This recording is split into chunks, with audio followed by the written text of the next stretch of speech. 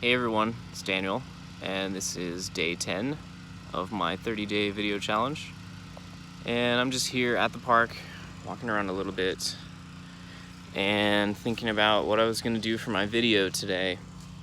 And I had some ideas. I was just kind of, I walked a few miles and thought about, what's really important and what's worth talking about. And what kind of thing would be worth talking about that would be good practice for me, sharing vulnerability and putting myself out there a little bit. So actually kind of what I was thinking about on my walk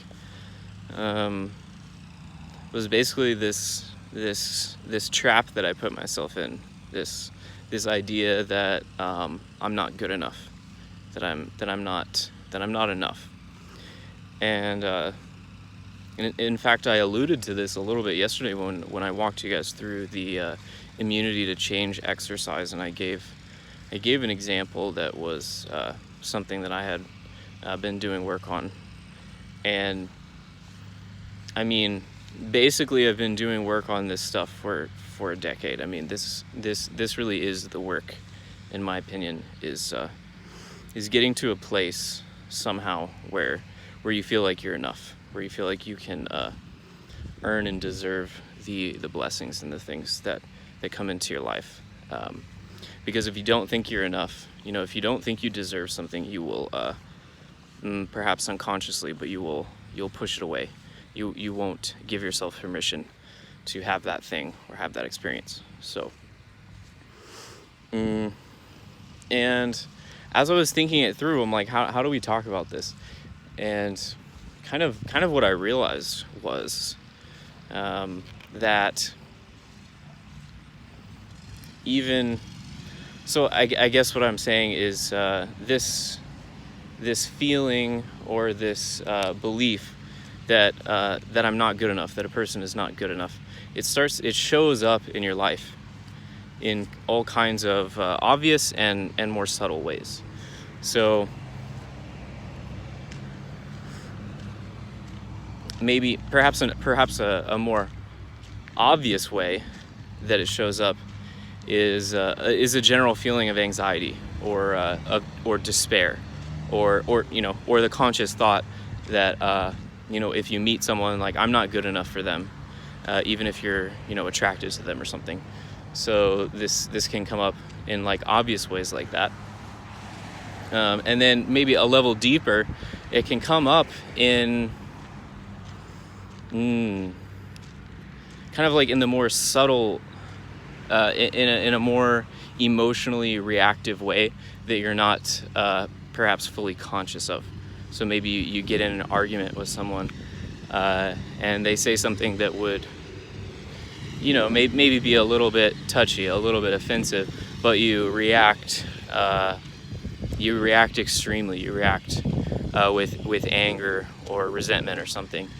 And then when you actually think about it, the reason that you reacted was because of your own insecurity, because this person wasn't validating the belief, or this person wasn't going out of their way to prove to you that you're enough. And so when they fail to validate you, part of the argument is that you're reacting to that unconscious belief that they just verified that you're not enough by saying that offensive thing. So it can come up in like kind of a more subtle way in that way. And then we're gonna go to the very subtle, because this can come up even when you think you've climbed the mountain, even when you think you've gotten over it. And something I realized between my video yesterday and today was that in a very, very subtle way, even making these videos is playing into this idea that I'm not enough. Because in the back of my head, I'm doing them to get somewhere, to get to a state, or because I'm chasing after a future state where I will believe that I'm good enough.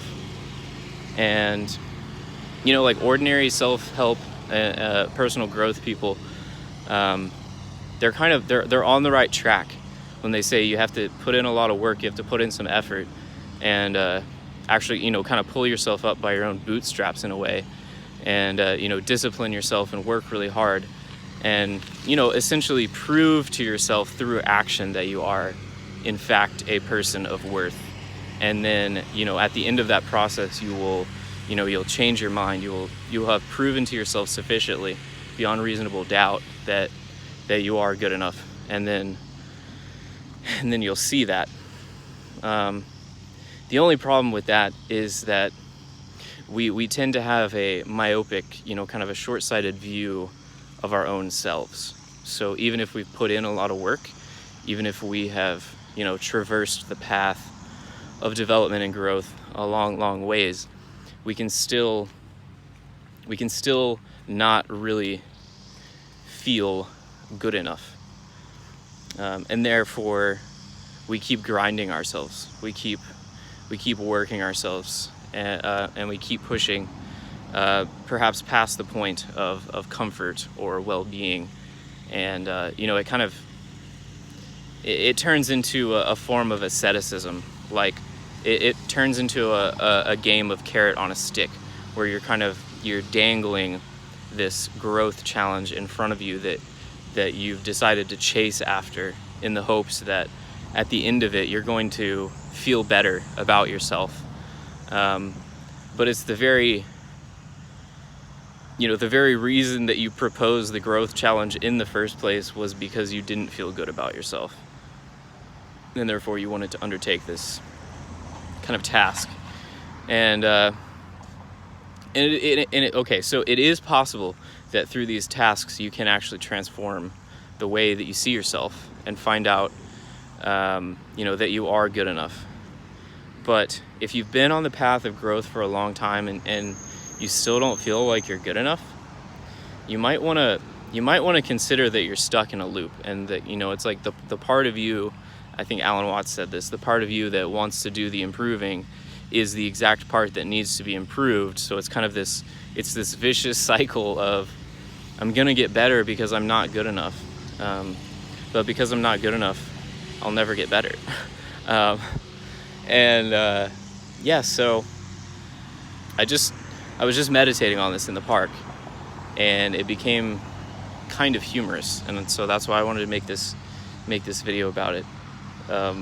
Ultimately, I think each person just has to decide, after they've put in a certain amount of work, or, you know, maybe they've put in no work at all and they're just being narcissistic, but each person has kind of a set point on this sliding scale.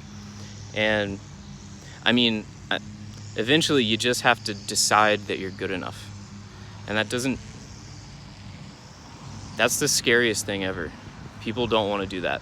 That's one of the reasons that people keep giving themselves more challenges, more obstacles, more things to accomplish before they can tell themselves they made it, is because accepting oneself fully right now is one of the scariest things in the world.